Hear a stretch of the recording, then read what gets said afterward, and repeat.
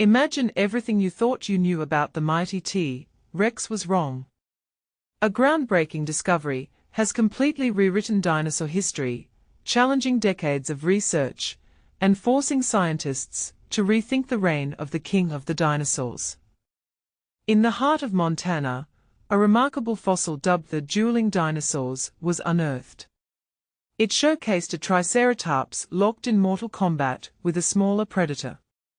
For years, this smaller dinosaur was assumed to be a juvenile Tyrannosaurus rex, a teenager still growing into its enormous size. This assumption became deeply ingrained in textbooks, documentaries, and museum exhibits worldwide. But here's where it gets controversial: what if that assumption was completely wrong? That long-held belief has now been shattered. Recent, meticulous research has revealed a stunning truth: the smaller dinosaur wasn't a young T-Rex at all. It was a fully grown Nanotyrannus lancensis, a distinct species of tyrannosaur that lived alongside the T-Rex. This single revelation has sent shockwaves through the paleontological community, rewriting a major chapter of dinosaur evolution and forcing scientists to question what they thought they knew about the most iconic predator of all time. It's like discovering a whole new branch on the family tree of dinosaurs. Professor Lindsay Zano of North Carolina State University, and the head of paleontology at the North Carolina Museum of Natural Sciences, put it best: this fossil doesn't just settle the debate. It flips decades of T-Rex research on its head. So, how did scientists come to this dramatic conclusion? It all boils down to redefining growth. Researchers meticulously examined the fossil using several techniques to determine the age and maturity of the Nanotyrannus specimen. They analyzed growth rings similar to those found in trees, spinal fusion, the degree to which vertebrae are fused together, and bone microstructure, the microscopic structure of the bone tissue. And this is the part most people miss. Each of these tests consistently pointed to the same conclusion: the animal was not actively growing. It was biologically mature, estimated to be around 20 years old when it died. Furthermore, the body structure of the Nanotyrannus told a consistent story, reinforcing the idea that it was a separate species. Its arms were proportionally longer than those of a T-Rex. The skull possessed nerve channels shaped differently, and the tail contained fewer vertebrae. These features develop early in life and remain fixed throughout adulthood, indicating that the specimen had already reached its full size and adult form.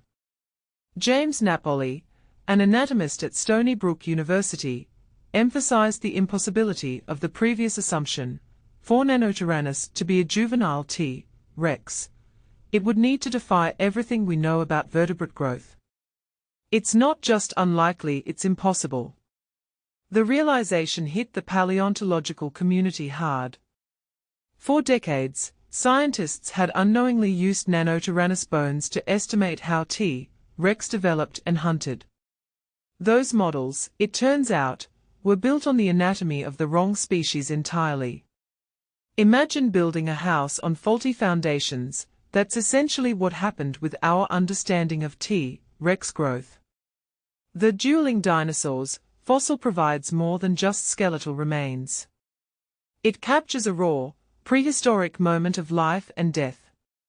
The Triceratops and Nanotyrannus died locked together, one stabbing with its horns, the other biting with its powerful jaws. For scientists, this scene is invaluable. It showcases predator and prey at the exact moment of struggle, a story rarely preserved in stone.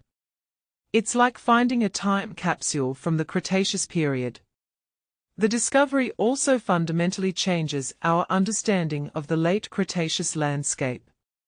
T-Rex was no longer the sole apex predator dominating North America. A smaller, swifter hunter shared the stage. Nanotyrannus might have targeted different prey, relying on speed and agility where T-Rex relied on brute force. Think of it as a lion and a cheetah coexisting on the African savanna, each with their own hunting strategies. The two predators likely competed at the top of the food chain, each adapting to carve out its own niche. Their coexistence suggests a richer, more dynamic ecosystem than previously imagined. The age-old image of a lone tyrant ruling the plains now seems incomplete, replaced by a more complex and competitive environment.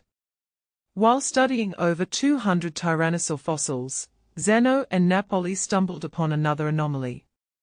One skeleton, subtly different from the known Nanotyrannus lancensis, possessed features never seen before. It wasn't a misidentified T-Rex, it was an entirely new species.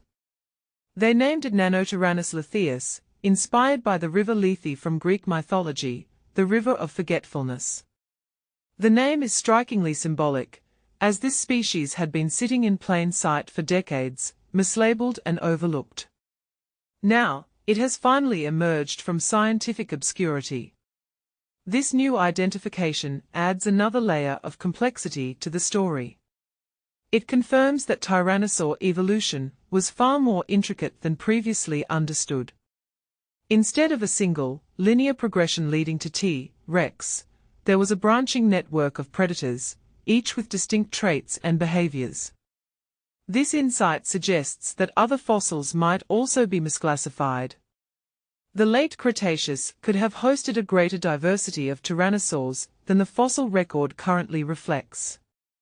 It hints at a more crowded stage before the final act of extinction, when the asteroid struck and wiped out the non-avian dinosaurs. Could there be other, forgotten tyrannosaurs waiting to be rediscovered? Professor Zano sums it up perfectly. This discovery paints a richer, more competitive picture of the last days of the dinosaurs. With enormous size, a powerful bite force, and stereoscopic vision, T-Rex was a formidable predator, but it did not reign uncontested. Darting alongside was Nanotyrannus, the leaner, swifter, and more agile hunter. This idea reframes the world just before the asteroid impact. The Cretaceous wasn't ruled by a single tyrant, but shared by multiple hunters with competing strengths. The balance of power was more delicate than anyone knew. It's a paleontological power struggle. The fossil from Montana doesn't just show a fight frozen in time. It exposes a misunderstanding buried in decades of research, and brings a long-forgotten predator back into the spotlight. The supposed teenage T-Rex never existed. The truth is far more compelling. It was a rival king that had been hiding in plain sight all along. What do you think of this discovery? Does it change how you view the T-Rex? Could there be even more undiscovered dinosaurs out there waiting to be found? Share your thoughts in the comments below.